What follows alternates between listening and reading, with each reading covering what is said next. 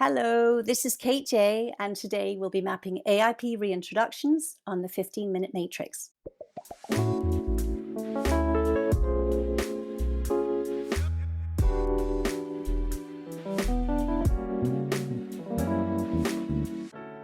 Welcome to the 15-Minute Matrix Special Nutrition Therapy Series, where we're going to dive into the approaches, practices, dietary theories, and healing foods that have been used in the most successful practices across the globe and throughout history. I'm Andrea Nakayama, functional medicine nutritionist and your host. The 15-Minute Matrix is the podcast that brings you bite-sized insights and lessons which highlight the most important tool in functional medicine and functional nutrition, and that's the functional matrix. The functional nutrition matrix reminds us of three very important factors in clinical care. Everything is connected, we are all unique, and all things matter. Be sure to head over to this episode's show notes at 15minutematrix.com if you'd like to see today's topic mapped on a downloadable matrix to remind you of these critical aspects of care. Today on the 15-Minute Matrix, I'll be speaking with Kate J. Kate J, FNTP, is an AIP certified coach, trained chef, and author of the Autoimmune Protocol Reintroduction Cookbook, which you can find linked in the show notes. In 2014, Kate founded HealingFamilyEats.com, where she shares AIP resources and recipes for both the elimination and reintroduction stages. Many of her recipes are also compliant with other healing diets such as GAPS and SCD. Originally from the UK, Kate now lives in Vancouver, Canada with her husband and two children. She works online with clients all over the world, helping them to navigate and dig deeper into the AIP and beyond. I had the great pleasure of working with Kate several years ago, hiring her to create some specialty diet recipes for a client, and I developed a deep appreciation for her, as I'm sure you will today.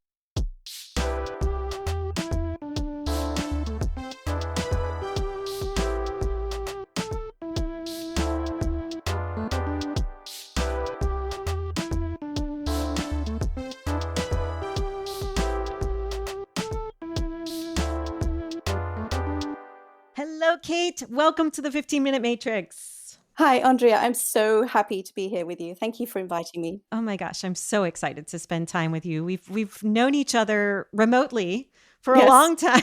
I know. Only got to meet once in person, but those are always golden moments. They are indeed.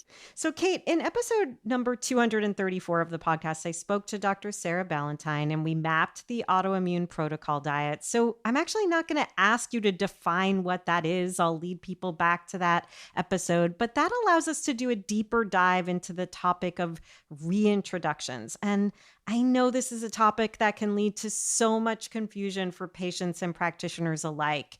Can you first help us to understand when it's appropriate to be considering reintroductions after following an autoimmune protocol diet? Yes, I can. So basically, somebody needs to be on this strict elimination phase for at least 30 days, 30 consecutive days.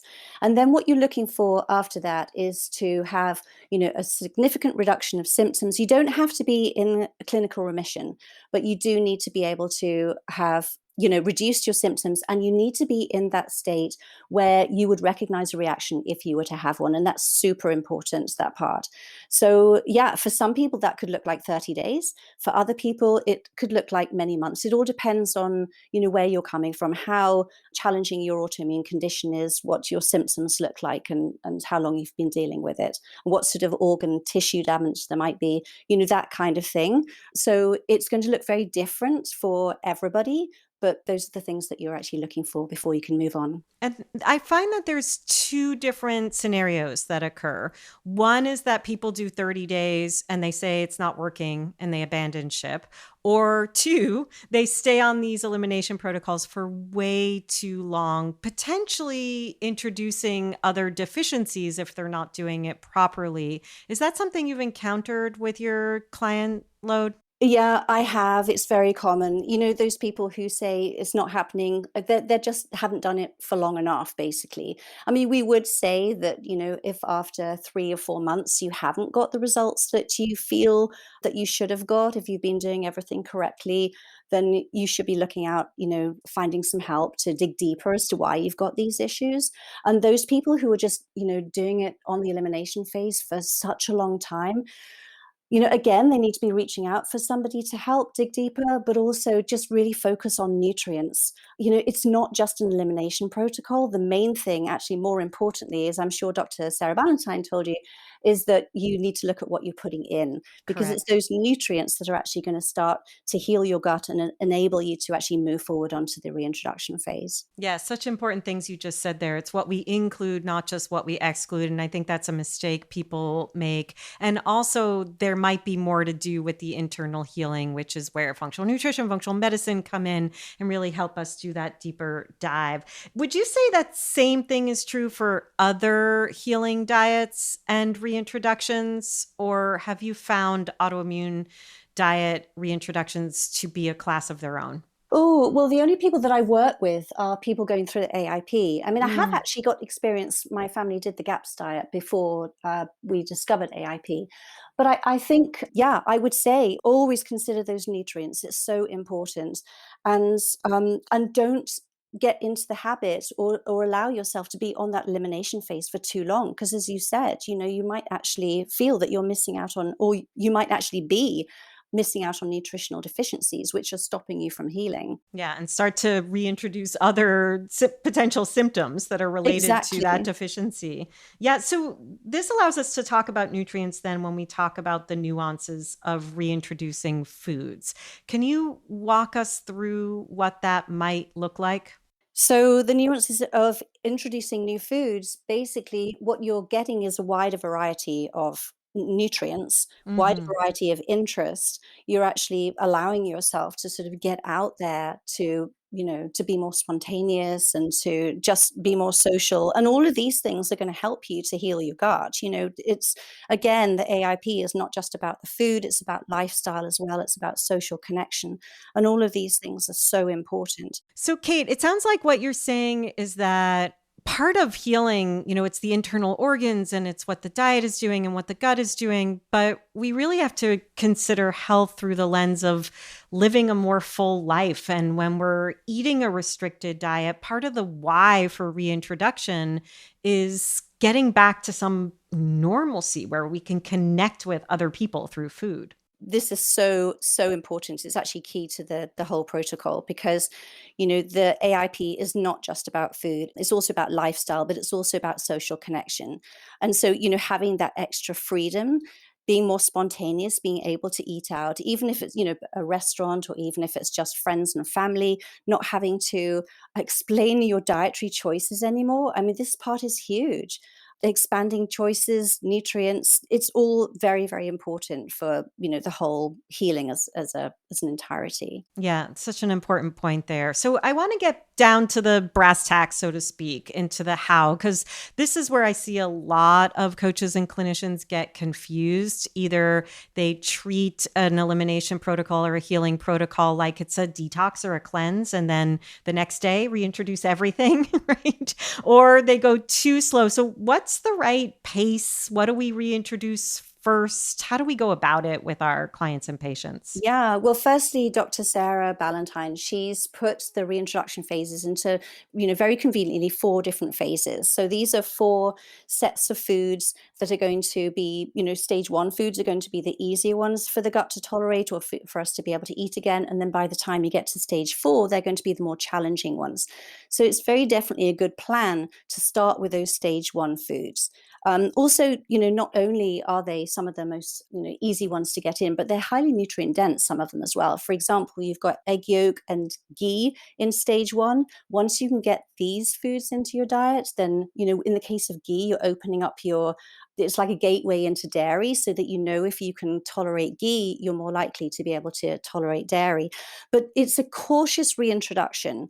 And so, the last thing you want to do when you're going through the reintroduction process with somebody is to send them into a flare. So it is a very cautious, this is where it's slightly different from Hmm. other healing diets, or whatever you might find. So we're going very, very slowly. So we start with half a teaspoon of your food. It can be either in its raw form, in its cooked form. It's absolutely fine. And then you're going to wait for 15 minutes. And then if all goes well, and you need to journal all the way through, because this journaling is key, so specifically, particularly when you go through the reintroduction process, it's going to tell you so much good information. So after 15 minutes, you can then try a teaspoon of that chosen food. And it should be a food in isolate. Don't, if you're reintroducing, say ghee, don't have ghee along with all sorts of other foods as well. Just have ghee. It's far easier that way. And then wait another 15 minutes, and then try 1.5 teaspoons and wait for 2 to 3 hours. All the time you're journaling, just waiting to see if there are any reactions that appear. And if there are no reactions, then after those 2 to 3 hours, you just eat a decent amount of it. And then you wait. Dr. Sarah says between 3 and 7 days. To begin with, especially with my clients, I would err on the side of caution and just say wait for 7 days. And then as you go on and you gather some momentum with the process, then you can start sort of bringing it back to maybe 5 days or 4 days or so on. But just, I think it's worth taking that extra time to wait, just to be absolutely certain, to gather some momentum, and then you're on your way with the reintroduction process. I love the methodology and the intention there. And also, it feels to me like part of what we're doing in that reintroduction is really listening in to the body. What is it saying? Is it saying anything? And Kate, what happens if we find that a half a teaspoon or even 1.5 teaspoons feels okay, but then when we eat a decent amount, it doesn't? Does that tell us anything in particular? Yeah, it tells you that it's just not right at this particular time. So, it tells you that there's a strong possibility it's going to be fine in the future, but just for now, it's not such a great idea. So you want to make a note of that particular food, put it on the back burner, and then just, wait until you feel great again, and then carry on and try something else. Don't give up on the process. Don't think, oh, reintroductions aren't going to work for me. It's not the right time for that food. And it doesn't tell us necessarily that we can eat a smaller amount of that food now. It just tells us that we were able to tolerate. So the smaller amount is so that we're not triggering that flare.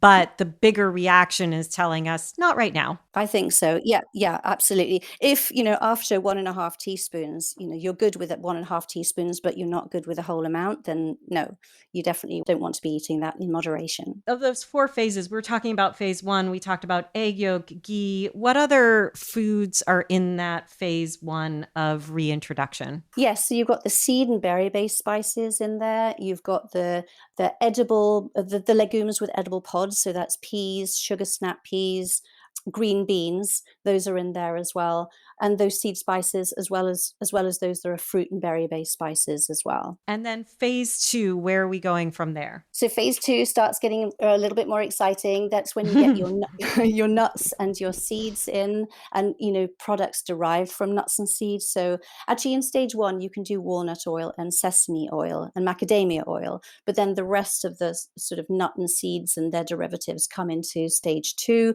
You've got egg whites that come into stage two, which becomes very exciting. If you're looking for cheap meals, or just, something quick to rustle up for breakfast and lunch.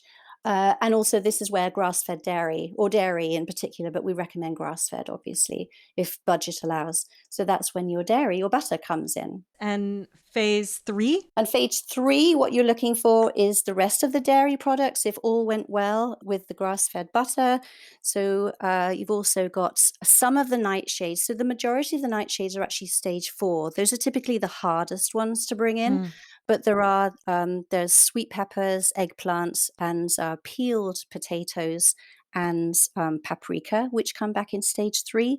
And some of the legumes, again, like with the nightshades, the majority of the legumes are actually stage 4 reintroductions, but the 3 that are in stage 3 are chickpeas, lentils, and split peas. They used to be in the stage 4 category, actually, but Dr. Sarah is constantly, researching the gut and the microbiome, and weighing up the pros and cons, and those 3 legumes are so beneficial to the gut microbiome that she brought them back about a year or so ago into the stage 3 category. Yeah, and I also really like how, as her work evolves, and maybe you can speak to this, she's also looking more at how we have gotten too restricted with our diets and where there are foods that are highly beneficial, like you're talking about the chickpeas in particular. They're so beneficial for the microbiome, but people have become so fearful of them. Yeah, correct. I mean, there are other foods as well. So chocolate is now a stage 1 reintroduction, which will Mm. thrill many people Yes, around the me. nation, I'm sure. As with coffee as well. Coffee on an occasional basis, it's a stage 2 reintroduction if you're going to be having it every day. But yeah, you're right. She's rejigging as she does more science. She realizes that there are foods that are beneficial. I mean, coffee has loads of antioxidants, for instance, Yes. so that can only benefit us if you can tolerate it. Okay, coffee was never eliminated because it's a stimulant. It was always eliminated because it's a seed.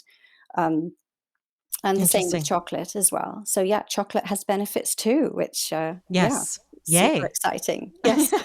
So, phase 4, and then I'm also curious about whether there are foods that just we say are, as I like to think, in the poison ivy arena. So, Yeah. what's phase 4, and then what is just off the table, so to speak? Sure. Well, those stage 4 foods are, this is where the hot peppers come back in, the nightshades, chili peppers, and also unpeeled potatoes, and then tomatillos, tomatoes. Tomatoes are one of the more challenging of all of the foods to bring back in, so they should be one of the later ones that you try.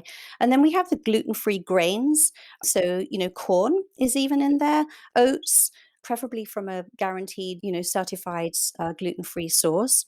The pseudo grains like millets and quinoa come back in there. There's also rice, which obviously is a grain, not a pseudo grain. That's a stage 4 reintroduction. We had see the rest of the legumes. So that would be things like, great northern beans, cannellini beans, all the other beans basically that I didn't mention in stage 3. And then the ones that are, we advise that you don't eat would be gluten. Basically, Right. gluten is so Yeah. inflammatory for everybody, not just those people with autoimmune disease.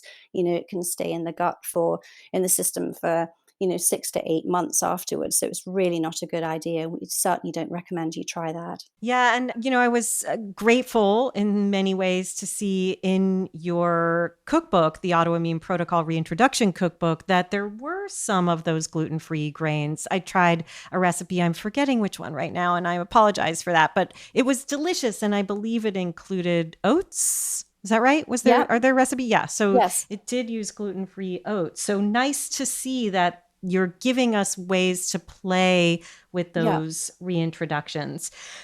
Would you say that when people are going through the phases, there might be something for one individual that doesn't work in phase 2, whereas phase 4 foods work? For instance, they can't eat nuts and seeds for some reason, but they're okay with tomatoes? Yeah, absolutely. It happens. It's, we're all so different. It's difficult to predict. And these stages have just been outlined because, on balance, they're going to be easier to get in, but there's never a guarantee. So yeah. And as I said at the beginning, that you're recommended to start at stage 1 and go through the stages methodically. But some people, you can actually do what you like. And some people do start with stage 4 foods. I personally, as a practitioner, don't recommend it, but yeah, it's perfectly possible that some people are going to be able to tolerate foods in later stages, not the earlier ones. And you talked about how long somebody should be on an AIP protocol to begin with, at least 30 days, but getting to that place where there's a significant elimination of symptoms or looking elsewhere if there are not, in addition to the dietary changes. But how long can this methodical reintroduction take for someone? Well, the reintroduction is going to take quite some time because if you Yeah. think about it, you've eliminated a lot of foods. And if you don't, oh, by the way, don't even bother trying to reintroduce any foods that you know that you're not going to eat. I mean, that doesn't make Right. any sense because it is a long drawn out process. So if you think about it, if you're going to be waiting between, 3 and 7 days, and again, to begin with, better to wait the 7 days. It is going to take quite some time, but it's really worth taking that time because, the last thing you want to do is to see your clients, reintroduced too quickly and then they get themselves in a mess and they don't know which food it was that caused that problem, in which case you might have to start again or, take them back quite some time. And nobody wants that. So, in terms of timing, it's difficult to say because you don't know how many foods that there are to be reintroduced for a particular person, but just know that it is going to take some time. And I think it's really good idea to manage some expectations there so Yes. that people know they're in it for the long haul, but it's going to be completely and utterly worthwhile if they take that time. Hmm. Kate, so much wisdom here, and we'll definitely link to your new book in the show notes. Was there anything else that you learned in working with all these people on these introductions and in writing the book that we didn't talk into today that you think is just a critical nugget for practitioners to know? Yeah, I think it's always a good plan to meet people where they're at. There are some people Hmm. who are going to be wanting to go gung ho and rush through the process and get through reintroductions really quickly. And there are also some people who don't even want to start at all. They're too frightened. And Yes. they could be frightened because they're in a comfort zone that they just don't want to get out of. Or, it could be that they've achieved such amazing healing on the elimination phase that they don't want to undo all that hard work by starting to bring those foods back again. It might also be that they can't be sure they could recognize a reaction or they're even fearful of food. So, you have to meet people where they're at and always remember, if they're not achieving that healing that they should be, then to reach out to find out, to really start testing, find out why that autoimmune disease and those conditions, those symptoms are there, and always think about nutrients. Every step of the way is all about nutrients. So well said, and such an exciting topic. And I really love how you outlined it for us. Thank you so much for joining me today, Kate. Thank you so much for having me.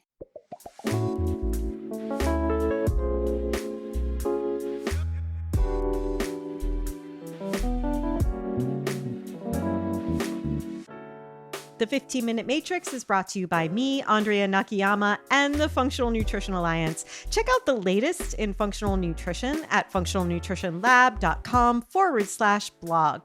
The 15-Minute Matrix is produced, mixed, and edited by Rowan Bradley with production support from Natalie Merrill and the team at the Functional Nutrition Alliance. You can find episodes on all kinds of topics with more incredible guests at our podcast website, 15minutematrix.com. And if you'd like to be notified by email each week about our podcast releases, head on over to 15minutematrix.com/notify. Also, please feel free to get in touch with us. We would love to hear your thoughts, your feedback, and who you'd like to hear next on the podcast. You can email us at ask@15minutematrix.com.